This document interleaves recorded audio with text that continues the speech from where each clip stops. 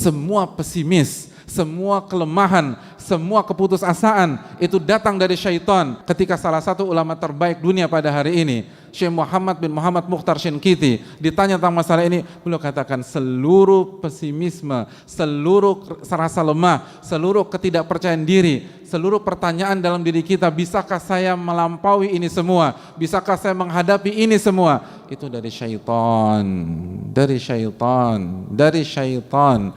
Separah apapun kondisi kita, walaupun itu gara-gara ulah kita, walaupun itu gara-gara dosa-dosa kita, karena bisa jadi kita mengatakan, tapi Pak Ustadz, ya, saya terjatuh ke dalam jurang ini karena dosa-dosa saya sendiri, karena kesalahan fatal yang saya lakukan, karena maksiat. Betul, memang betul maksiat akan menjerumuskan kita, tapi apakah itu kartu mati? Tapi apakah itu membuat kita putus asa? Makanya jamaah sekalian, di dalam ayat di atas Al-Baqarah 268 ada kelanjutannya. Setelah Allah mengatakan syaitan membuat engkau merasa fakir terus dan menjanjikan kefakiran dan terus kefakiran, Allah lanjutkan, wallahu ya'idukum magfiratan minhu wa fadla, dan Allah menjanjikan ampunan darinya dan karunia darinya.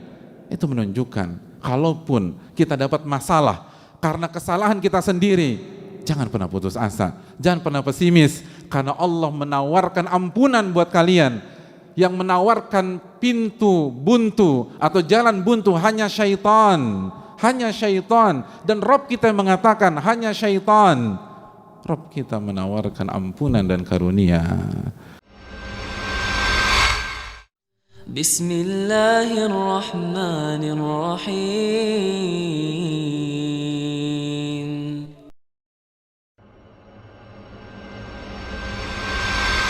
Ketika sedang terkena musibah, ketika terkena masalah dan ujian, maka kita harus benar-benar mencamkan bahwa ujian dan pertolongan berjalan paralel. Ujian dan pertolongan berjalan bersamaan, bersama garis lurus.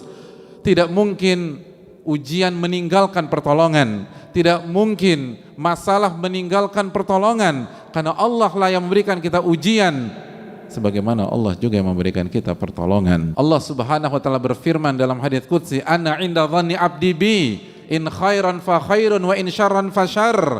Aku tergantung prasangka hambaku terhadap diriku, aku tergantung keyakinan hambaku terhadap diriku. Kalau keyakinan dan prasangkanya baik, maka akan baik yang akan terjadi. Apabila kita yakin pertolongan itu akan datang, maka Allah akan datangkan pertolongan. Dan sebaliknya, wa in syarran fasyarr, kalau ternyata kita suudzon kepada Allah, buruk sangka kepada Allah, pesimis ketika menghadapi hari-hari ini, maka yang akan datang adalah masalah berikutnya dan tidak ada solusi sama sekali. Wa in syarran fasyarr, kalau buruk sangka, maka yang terjadi adalah keburukan.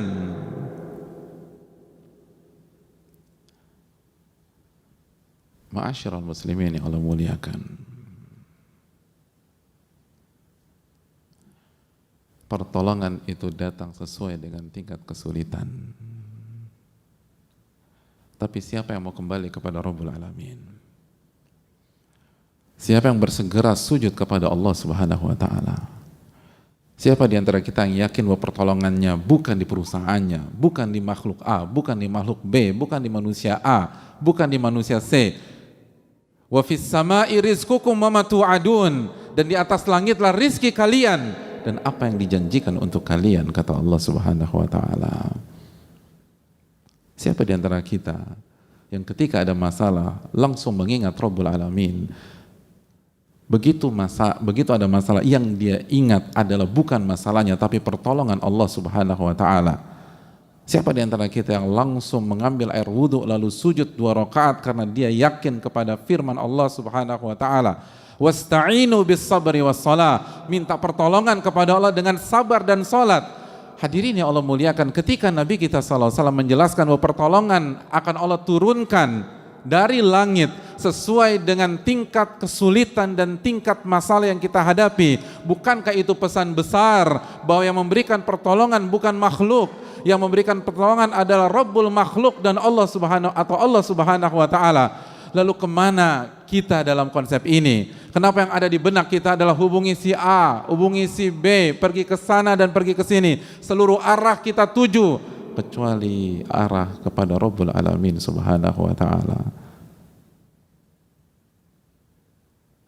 Buktinya tidak ada kekhusyuan di dalam salat kita. Buktinya tidak ada tambahan rakaat dalam malam-malam ini. Mana air mata taubat kepada Rabbul Alamin? Mana rintihan Rabbirzuqni atau Rabbi tuba alayya? Pertolongan datang dari Allah, maka mintalah kepada Rabbul Alamin.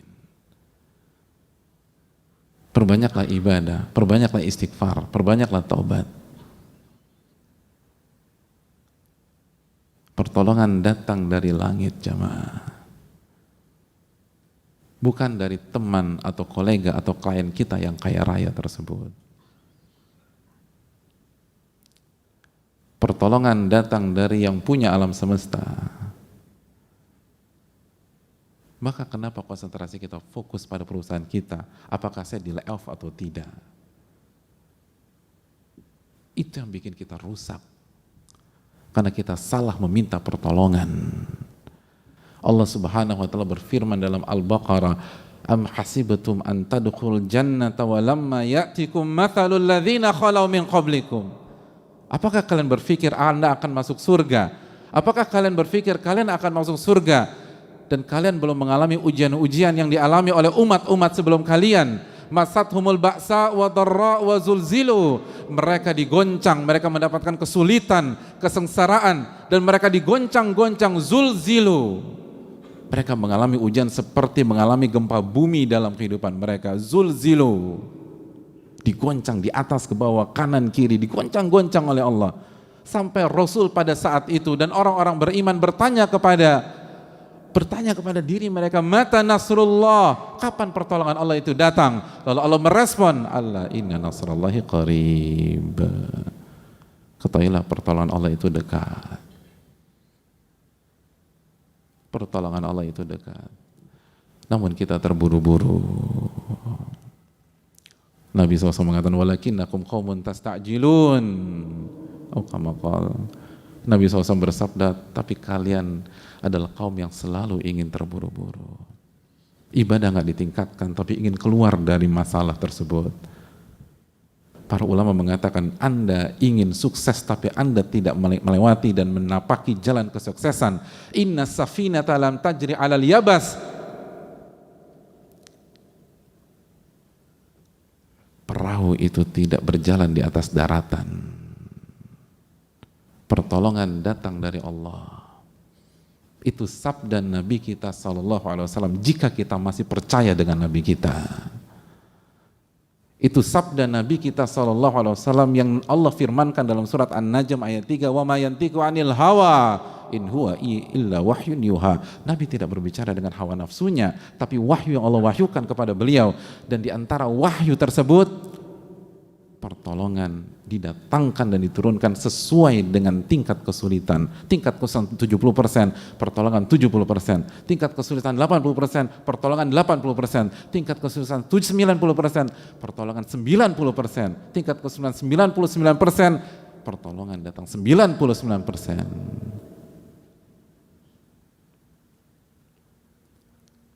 Fa'tabiru ya ulil albab. Maka ambil pelajaran bagi orang-orang yang mampu berpikir jernih. Mungkin ada di antara kita yang bertanya, bukankah pertolongan seringkali tidak datang bersamaan dengan datangnya masalah dan ujian?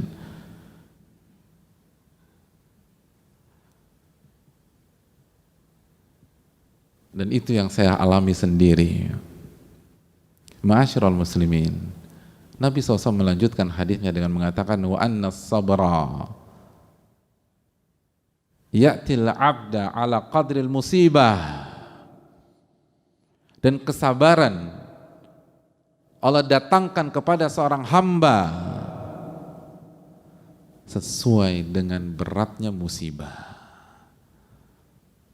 Betul, masalah datang, di bulan Januari misalnya, atau di bulan Februari, atau di bulan Maret, lalu sampai sekarang pertolongan yang clear itu belum terlihat. Tapi Allah memberikan solusi, Allah berikan kesabaran yang membuat kita bisa menjalani hari-hari berat tersebut sampai benar-benar semuanya diselesaikan oleh Allah Subhanahu wa taala. Dan kesabaran yang Allah berikan sesuai dengan beratnya musibah yang kita rasakan. Kesabaran yang Allah berikan sesuai dengan rasa sakit yang kita rasakan. Kesabaran yang Allah berikan sesuai dengan kekuatan yang kita butuhkan. Wa anna sabara ya'til 'abda 'ala qadril musibah. Sabar akan didatangkan kepada hamba sesuai dengan beratnya musibah. Ini menunjukkan bahwa tidak ada alasan dan tidak ada pintu masuk untuk pesimistis. Tidak ada alasan dan tidak ada pintu masuk untuk lemah, untuk galau, untuk putus asa. Karena semua diberikan oleh Allah Subhanahu wa taala. Dan diberikan, bahasanya itu dikasih, datang dari langit. Maka tidak ada alasan untuk tidak pede dengan diri kita sendiri. Tidak ada alasan mengatakan saya nggak mampu, saya nggak sanggup. Betul, siapa yang sanggup di antara kita? Sedangkan Allah berfirman dalam surat An-Nisa ayat 28, wa khuliqal insanu dha'ifa. Manusia diciptakan dalam kondisi lemah. Tapi yang perlu kita ingat, ini diberikan oleh Allah Subhanahu wa taala. Ini bukan tentang kekuatan kita, tapi pertolongan yang Allah diberikan kepada kita. Ini bukan tentang kemampuan sabar yang lahir dari dalam diri kita semata, tapi kemampuan sabar yang Allah berikan kepada kita. Maka tidak ada alasan membuka pintu kepada syaitan sehingga syaitan melemahkan kita, merasa kita lemah, merasa kita down, merasa kita nggak mampu menghadapi ini semua. Karena ini bukan tentang kemampuan kita memang lemah, itu sudah confirm dari Allah Subhanahu wa taala. Tapi kita dikasih kekuatan untuk sabar dari Allah Subhanahu wa taala, dan Allah nggak mungkin bohong, Allah nggak mungkin keliru, Allah tidak mungkin mempermainkan kita. Alif Lam Mim, dzalikal kitabul la raiba fihi hudal lil muttaqin. Alif Lam Mim, kitab ini tidak ada keraguan sama sekali. Yang disampaikan adalah hak, tidak boleh diragukan dan tidak ada keraguan sama sekali. Sebagai petunjuk bagi orang-orang yang bertakwa. Dan Allah menyatakan demikian. Bahwa kesabaran akan didatangkan sesuai dengan beratnya musibah. Artinya tidak ada alasan untuk pesimis seberat apapun masalah yang kita hadapi.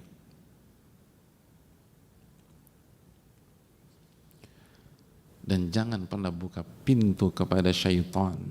Jangan pernah buka pintu kepada syaitan.